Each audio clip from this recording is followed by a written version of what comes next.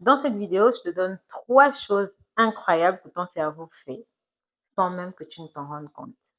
Premièrement, ton cerveau fait près de 2% de ton poids total, mais il consomme 20% de toute ton énergie. Pourquoi? Parce qu'il doit réfléchir, il doit rêver, il doit gérer tes émotions, il doit t'aider à respirer, il doit t'aider à te mettre en mouvement, il doit faire donc tout un tas de choses en même temps qui nécessitent justement de l'énergie. Donc, il brûle presque autant d'énergie qu'un muscle en plein effort physique.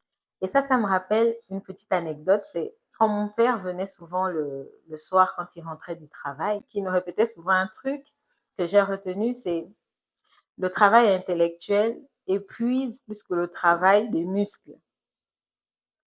À l'époque, on en rigolait, mais aujourd'hui, ça prend tellement, tellement, tellement de sens. Deuxième chose, ton cerveau travaille la nuit même quand tu dors. Même quand tu penses que tu fais rien du tout, lui, il bosse. Qu'est-ce qu'il fait exactement? Eh bien, il trie les informations que tu as emmagasinées toute la journée. Il les range, voilà, il les classe, il les trie.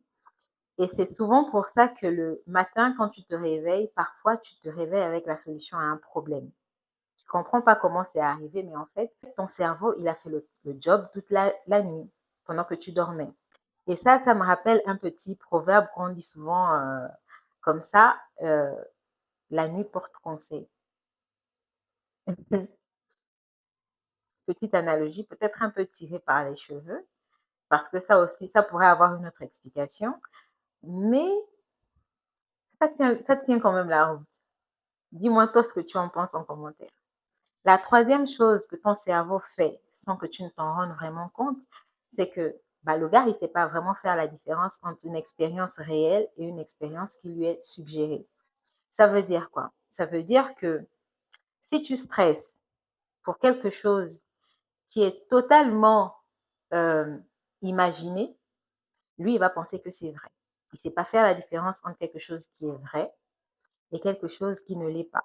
C'est pour ça d'ailleurs que la visualisation qu'on vous demande souvent de faire fonctionne super bien parce que quand tu visualises ta réussite en y mettant les émotions nécessaires, ton cerveau se met en route pour attirer cette réussite à toi.